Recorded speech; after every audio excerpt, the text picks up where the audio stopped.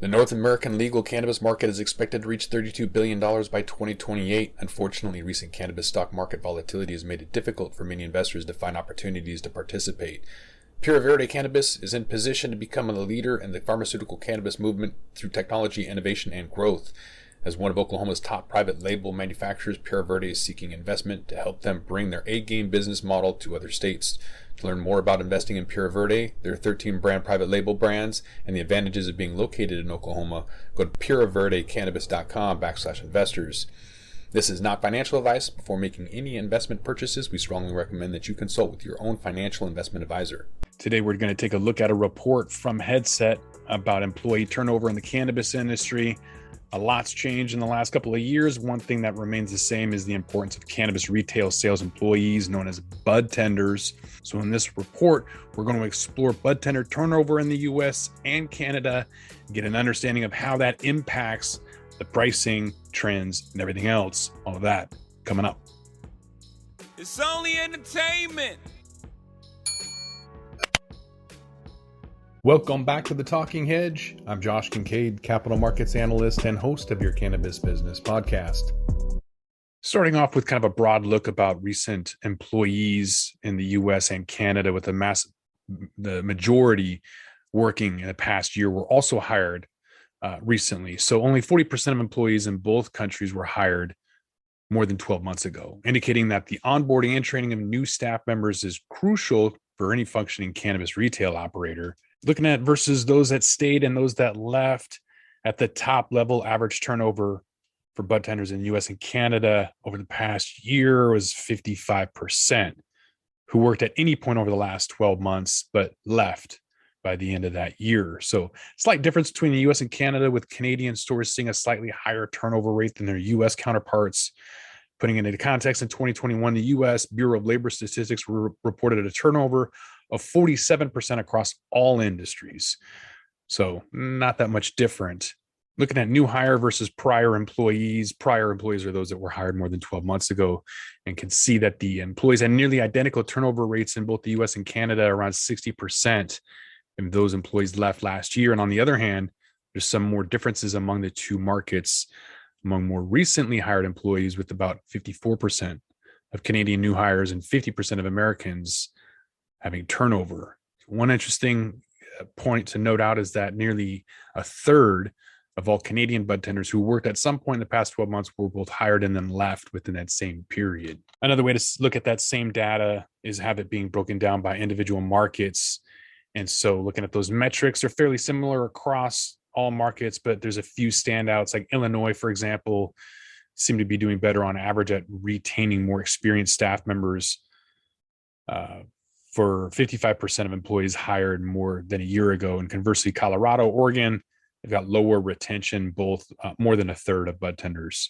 And that's a lot. 1 out of 3 leaving constantly is costly. So as we saw earlier, across all stores, the average turnover rate in the past 12 months, about 55%. You can see that there's a lot of stores with lower turnout rates than the average, and plenty more with higher. So both in the US and Canada, approximately 20% of stores had annual turnover rates lower than 40. And on the other hand, more than a third of the stores in both countries had greater than 60% turnover. So what happens to newly hired budtenders?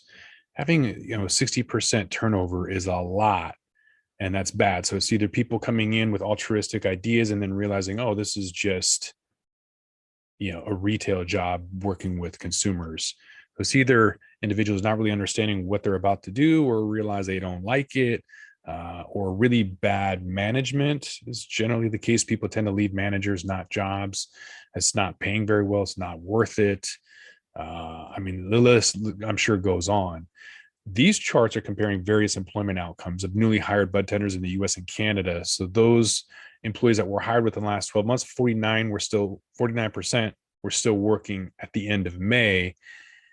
In the US, only 46% Canada. The most staggering statistic here is a quarter of all budtenders hired in the past year didn't even complete the first full month on the job. Clearly, there's a disconnect between what the individuals are anticipating and what that job really is. And the managers, I'm assuming, are not making it very engaging or interactive. We talk about team icon. That's trust, empower, appreciate, mentor, involve, challenge, and on a mission. And if these managers aren't doing any of those things, if they're not trusting their employees or empowering them or appreciating them, they're not mentoring them, keeping them involved, challenged, or feeling like they're on a mission, then of course you're going to have 60% turnover. A lot of this has to do with the onboarding and the way that the company's ran from a morale standpoint, and being able to manage people's behaviors or perceptions and get them to enjoy what they're doing is a matter of management that's really been lacking for a long time.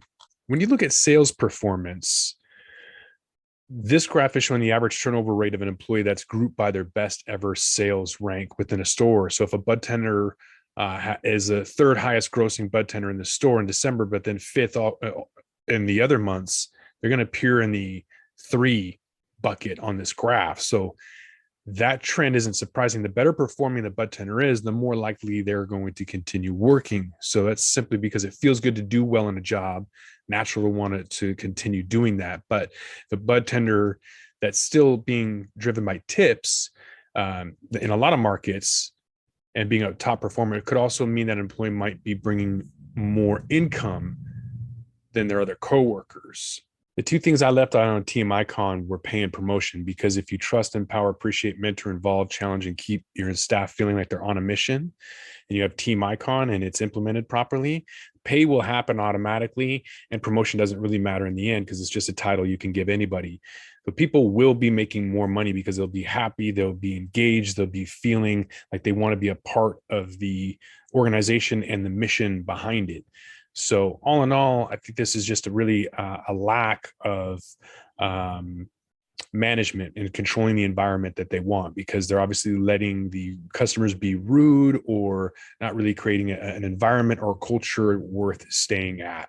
And I've been to a lot of shops, thousands of retail shops across many states and countries, and I see it all the time. Just really bad management in place with already a low paying job, and then customer service sucks on top of that. So for people to want to continue to do customer service, something has to be positive or engaging.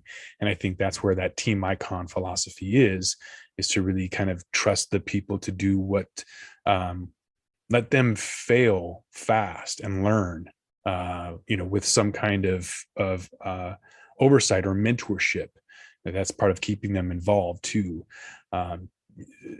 empowering them to succeed, appreciating them, and then mentoring them so that they know what to do, what not to do. Again, staying involved and being challenged, and feeling like they're on a mission. All of these things is going to really, I think, revolutionize the way that not only cannabis, but any industry, we just need active management. And it's been a long time that we've been missing that since the 80s. They cut that out, didn't make any money. And we're starting to see what happens as a result. One of those things is high turnover. With that, we're going to roll this one up. I'm Josh Kincaid. This is The Talking Hedge. Don't forget to like, share, and subscribe, or don't, and I'm out. Don't forget to smash that like button on your way out and check out these other videos that we've got.